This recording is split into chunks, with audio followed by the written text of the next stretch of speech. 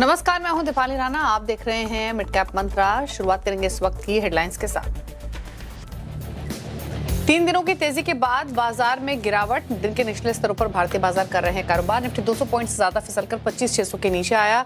वहीं bank Nifty भी 500 point से ज्यादा नीचे। मिड कैप स्मॉल कैप्स भी कमजोर। डर का इंडेक्स इंडिया विक्स 8% से ज्यादा चढ़ा। रियल्टी शेयरों में आज सबसे ज्यादा बिकवाली, करीब 2% फिसला इंडेक्स। वहीं कैपिटल गुड्स, एफएमसीजी, ऑटो शेयरों में भी 1% से ज्यादा की गिरावट। रियल्टी में लोधा डेवलपर्स 4% फिसलकर वायदा का टॉप लूजर। वहीं NBFCs, defence, oil and gas stocks भी गिरे।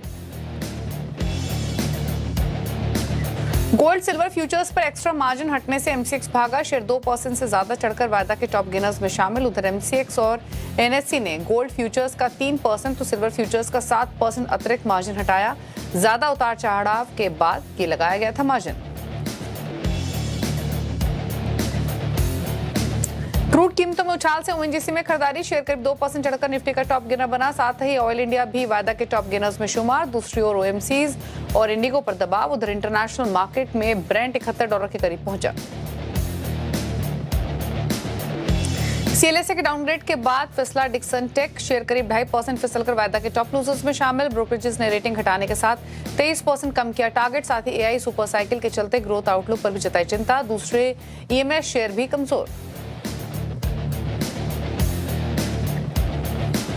इंडिया एआई इम्पैक्ट समिट का प्रधानमंत्री मोदी ने किया उद्घाटन। कहा, एआई में कुछ लोगों को दिखता है डर तो कुछ को भाग्य और भविष्य। डीप फेक और फेक न्यूज जैसी डिजिटल कंटेंट पर लगाम लगाने की कही बात। इधर मुकेश अंबानी बोले, भारत में इंटेलिजेंस युग लाने के लिए अगले 7 साल में 10 लाख करोड़ का करेंगे निवेश। साबित करेंगे कि एआई नौकरियां नहीं छीनता।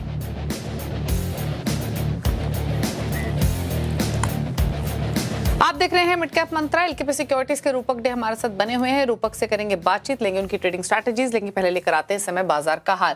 बाजार का मूड बिगड़ा हुआ है। दिन के लोअर लेवल्स पर भारतीय बाजार कर रहे हैं कारोबार। निफ्टी डे लो पर है, बैंक निफ्टी डे लो पर है। ब्रॉडर मार्केट में भी सेल ऑफ देखने को मिल रहा है। इस समय निफ्टी 25,593 पर ट्रेड कर रहा है। लगभग 225 अंकों की कमजोरी देखने को मिल रही है। निफ्टी बैंक 550 अंक फिसला हुआ है। ऑलमोस्ट 1% के नुकसान के साथ निफ्टी बैंक कर रहा है ट्रेड। इसके अलावा नजर डालेंगे अगर मिड कैप और स्मॉल कैप पर, तो वहां भी प्रेशर क्लियरली विजिबल है। मिड कैप इंडेक्स भी 1% लगभग नीचे ट्रेड कर रहा है। स्मॉल कैप इंडेक्स में 84 अंकों की गिरावट है, जो कि 0.5% के आसपास की है। एनएससी स्टैट्स भी देखेंगे तो मूड माहौल आज बियरिश दिखाई देगा, क्योंकि 2056 स्टॉक्स है जो कि गिरकर कर रहे हैं ट्रेड। 862 स्टॉक्स ही हैं जो कि बढ़कर कर रहे हैं कारोबार आज के सेशन में। अब क्विकली दिखाते हैं आपको सेक्टोरल एक्शन। तो सिर्फ एक फार्मा सेक्टर ही है जो आपको हरे निशान में दिखाई दे रहा है। वहां भी कोई बहुत ज्यादा बाइंग नहीं है, सिर्फ हरे निशान में है। बाकी सभी सेक्टर्स लाल निशान में है। लेकिन सबसे ज्यादा प्रेशर कहां देखने को मिल रहा है, तो रियल्टी 2% फिसला है, ऑटोज 1% फिसले हैं, एफएमसीजी में 1% का नुकसान है, फाइनेंशियल्स 1% कमजोर हैं ही। इसके अलावा डिफेंस में भी ऑलमोस्ट 1% का नुकसान देखने को मिल रहा है। रही बात मेटल्स की, आईटी की या फिर ऑयल एंड गैस की, तो यहाँ भी 1/4% से लेकर 0.5% की गिरावट देखने को मिल रही है। ऐसे मूड माहौल के बीच में रणनीति क्या होनी चाहिए? इंडेक्स पर ट्रेड लें डेज लो पर भी या फिर अवॉइड करें इसको? इस पर आउटलुक लेते हैं रूपक का। रूपक नमस्कार, बताइए पहले तो Nifty bank Nifty short side पर जिनके पास पोजीशंस हैं वो क्या कवर करें पोजीशंस अभी, या होल्ड रखें? नया ट्रेड किस तरफ लें, लेना भी चाहिए या फिर नहीं? क्या सजेशन आपका? नमस्ते दीपाली। तो देखिए, मुझे लगता है निफ्टी एक करेक्शन दिया और डेली चार्ट में देखे तो थोड़ा बहुत स्कैरी लगेगा पिक्चर की, जो 2 दिन का गेन 1 दिन में निफ्टी निकाल लिया। अगर छोटा टाइम फ्रेम में देखें, 15 मिनट्स टाइम फ्रेम में देखें, तो एक करेक्शन के बाद निफ्टी एक बार एक रिकवरी का मोमेंटम दिखा रहा है। तो मुझे लगता है जिनके पास शॉर्ट पोजीशन है उनका शॉर्ट पोजीशन मल्टीपल लॉट्स रहेगा, तो आधा लॉट कवर करना चाहिए। जिनके पास शॉर्ट पोजीशन है सिंगल लॉट, उनको भी कवर कर लेना चाहिए एक बार। तो मुझे लगता है यहाँ से एक बार रिकवरी आ सकता है। 100-150 पॉइंट का रिकवरी, 100 पॉइंट का रिकवरी मैं एक्सपेक्ट कर रहा हूँ यहाँ से, और टूवर्ड्स 225,700। और बैंक निफ्टी से सपोर्ट मिलेगा आपको, क्योंकि बैंक निफ्टी थोड़ा-थोड़ा करके स्ट्रेंथ इकट्ठा कर रहे हैं। मुझे लगता है बैंक निफ्टी में यहाँ से एक 250-300 पॉइंट का रिकवरी आ सकता है। तो ओवरऑल शॉर्ट पोजीशन है शॉर्ट टर्म के लिए, क्योंकि करेक्टिव मोड में आ गया निफ्टी छोटा-मोटा, बट इंट्राडे बेसिस पे एक रिकवरी आ सकता है। ओके, स्टॉक स्पेसिफिक अप्रोच आपकी क्या रहेगी? स्टॉक स्पेसिफिक मुझे आरबीएल बैंक अच्छा लग रहा है। डेली चार्ट देखे तो एक राउंडिंग बॉटम, एक ब्रेकआउट दिया और सिग्निफिकेंट अपसाइड के लिए रेडी लग रहा है। मुझे स्टॉक में बाई की सलाह रहेगी around 336 for a target of 356, और नीचे स्टॉप लॉस डालना होगा 326 का। दूसरा कॉल मेरा रहेगा एमआरपीएल। एमआरपीएल एक higher top higher bottom formation बनाते हुए ऊपर जा रहा है, इंपॉर्टेंट मूविंग एवरेज के ऊपर सस्टेन करते हुए दिखा रहा है। तो मुझे लगता है इसमें एक बाई की ट्रेड लेना चाहिए। बाई की सलाह रहेगी अराउंड 196 पर टारगेट ऑफ 206, नीचे स्टॉप लॉस मेंटेन करके चलना होगा 190 पे। ओके आपने एमआरपीएल के अलावा दूसरा ट्रेड कौन सा रेकमेंड किया है? कौन सा बैंक स्टॉक कहा आपने रूपक? RBL bank. आरबीएल बैंक आपने कहा। ओके ओके, तो आरबीएल बैंक और एमआरपीएल पर खरीदारी की सलाह आपको दी गई है। दोनों में टारगेट स्टॉप लॉस भी रेकमेंड किए गए हैं। 356 का टारगेट आरबीएल बैंक में रहेगा, एमआरपीएल में 206 के टारगेट्स के लिए खरीदारी की तरफ पोजीशंस आप बना सकते हैं। चलिए मिड कैप्स का हाल आपके सामने लेकर आते हैं। इंडेक्स तो डेज लो पर है ही, 1% के नुकसान के साथ कारोबार कर रहा है, लेकिन पॉकेट्स दिखाते हैं। शुरुआत कर लेते हैं आईटी के साथ, क्योंकि आईटी में थोड़े बहुत बाइंग इंटरेस्ट दिखे गए हैं। आज के सेशन में गिरावट उतनी नहीं है, फ्लैट है। न्यूजन सॉफ्टवेयर 14.5% ऊपर, डेटामेटिक्स 11.5% ऊपर है। बिरला सॉफ्ट में 3.25% की तेजी, 2% ऊपर ट्रेड कर रहा है इंटेलेक्ट डिजाइन अरीना। अच्छा, इसके अलावा कुछ और पॉकेट्स देखेंगे तो जिन स्टॉक्स में कमजोरी देखने को मिल रही है आज के सेशन में, उसमें फार्मा स्टॉक्स में इनफैक्ट मामूली बढ़त है। नेटको फार्मा हल्का ऊपर है और अरबिंदो फार्मा में 2.5% की तेजी, बायोकॉन 2% ऊपर, सिंजन 1.5% ऊपर कारोबार कर रहा है आज के सेशन में। साथ ही क्विकली नजर डालें कुछ और पॉकेट्स पे। अब वो पॉकेट्स दिखाते हैं जहां पर लाल निशान में कारोबार हो रहा है। पावर स्टॉक्स थोड़े प्रेशर में, टाटा पार, भेल, अदानी पार, सीमेंस 1.5-2% तक की कमजोरी यहां देखने को मिल रही है। रियल्टी की तो हालत खस्ता है ही। लोधा डेवलपर्स 4-4.5% नीचे है। डीएलएफ, उबरा रियल्टी, प्रेस्टीज एस्टेट, यहाँ भी प्रेशर देखने को मिल रहा है। डीएलएफ में 2.5% का नुकसान, 2% नीचे उबरा रियल्टी, गोदरेज प्रॉपर्टीज भी लगभग 2.5% नीचे है। कैपिटल मार्केट से जुड़े स्टॉक्स कमजोर, रेलिगेयर 2.5-3% नीचे, 3% नीचे एडवाइस फाइनेंशियल, 5 पैसा कैपिटल 3% नीचे और जेएम फाइनेंशियल में 2.5% की गिरावट देखने को मिल रही है। कुछ और लूजिंग स्टॉक्स देखेंगे मिड कैप्स में तो एचडीएफसी एम से 2.5% नीचे, 2.25% नीचे हीरो मोटो, डिक्सन 2.5% नीचे, 2.5% नीचे एचपीसीएल कर रहा है कारोबार आज के सेशन में। तो ये तो बात हुई मिड कैप्स की, लेकिन एक स्टॉक लेकर आते हैं आपकी स्क्रीन पर, वो है इटर्नल का। इटर्नल में आज फिर से गिरावट देखने को मिल रही है। क्या वजह है इस गिरावट के पीछे? ये नर्वसनेस क्यों विजिबल है? इस पर बातचीत करते हैं। नूपुर हमारे साथ मौजूद है। नूपुर, बताइए इटर्नल के बारे में, क्यों यहाँ पर प्रेशर देखने को मिल रहा है?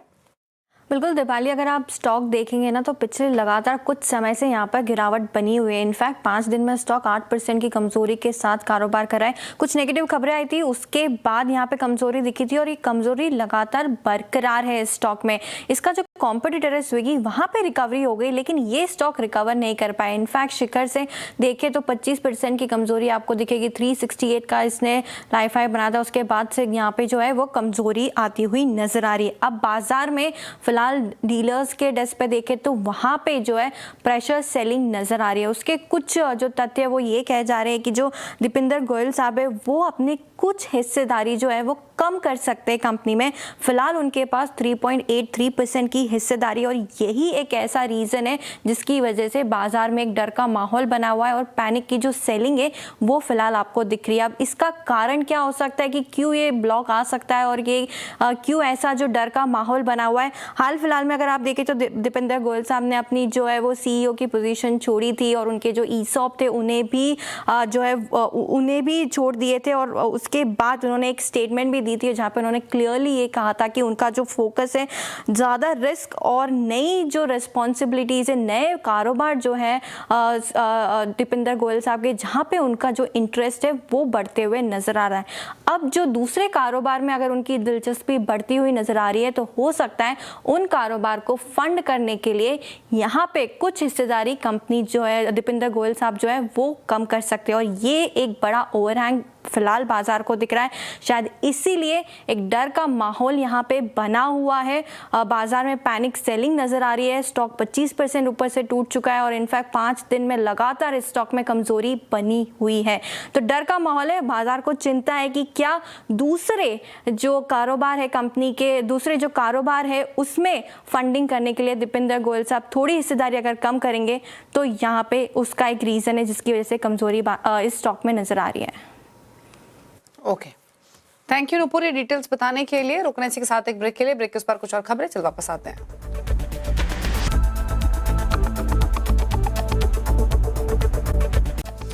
आप देख रहे हैं मिड कैप मंत्रा और रुक करेंगे कुछ और खबरों का। दरअसल इंडिया एआई इम्पैक्ट समिट का आज प्रधानमंत्री मोदी ने उद्घाटन किया। उन्होंने कहा एआई की वजह से नए टर्निंग पॉइंट पर दुनिया खड़ी है। एआई मानव क्षमता को कई गुना बढ़ाने वाला बदलाव है।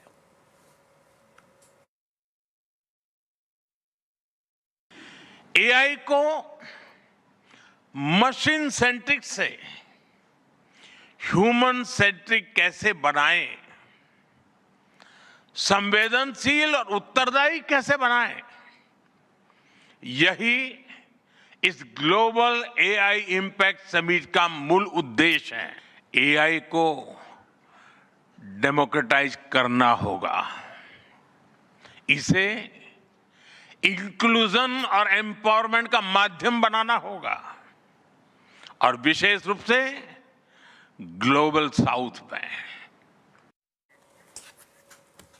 और एआई समिट में रिलायंस इंडस्ट्रीज के चेयरमैन मुकेश अंबानी ने भी बड़े ऐलान किए। उन्होंने कहा कि जियो की तरह देश में सस्ते एआई की सर्विस देंगे। उन्होंने अगले 7 साल में 10 लाख करोड़ के निवेश की भी बात कही।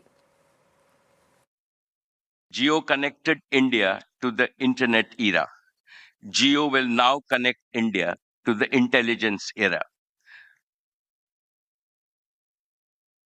We will deliver intelligence to every citizen, every sector of the economy, and every facet of social development and every service of government. Jio will do so with the same reliability, quality, scale, and extreme affordability that transformed connectivity. India cannot afford to rent intelligence.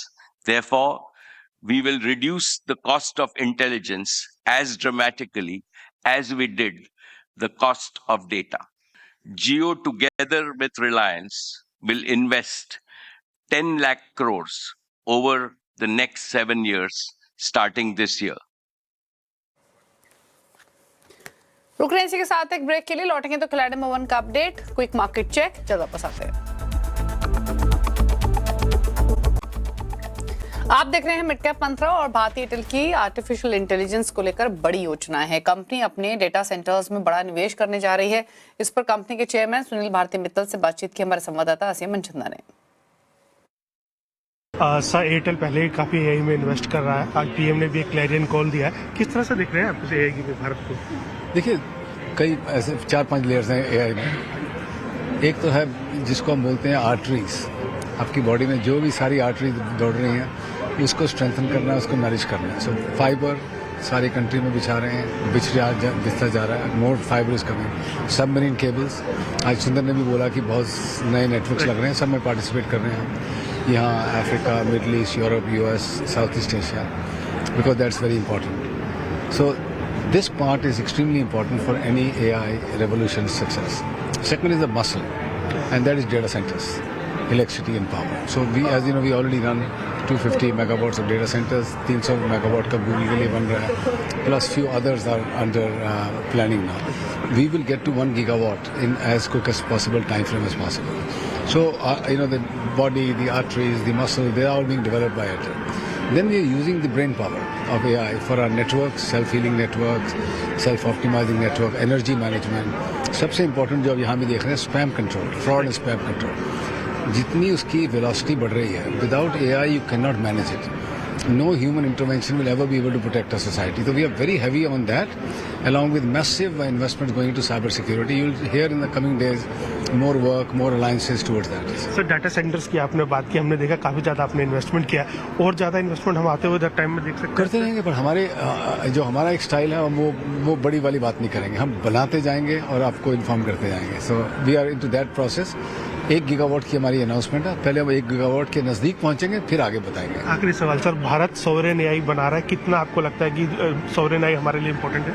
Absolutely important है। आज जैसे प्रधानमंत्री जी ने कहा कि हर देश का data उसको बिलोंग करना चाहिए, ये बड़ा ज़रूरी है। और हिंदुस्तान के लिए जहाँ पे इतनी बड़ी आबादी है, इतनी बड़ी संख्या में हमारी लैंग्वेजेस हैं, इसका सारा का रिपोजिटरी जो है दुनिया को फ़ायदा मिलेगा, पर वो इंडिया को बिलोंग करना चाहिए। उसके लिए एंड टू एंड हमें इंडिया स्टैक चाहिए, जिसके लिए एयरटेल बहुत बड़ा काम कर रहा है। सो एयरटेल का जो सोवरेन क्लाउड बन रहा है वो 100% इंडिया में रहेगा, बैंकिंग इंडस्ट्री को सर्व करने के लिए, गवर्नमेंट और एंटरप्राइज को सर्व करने के लिए।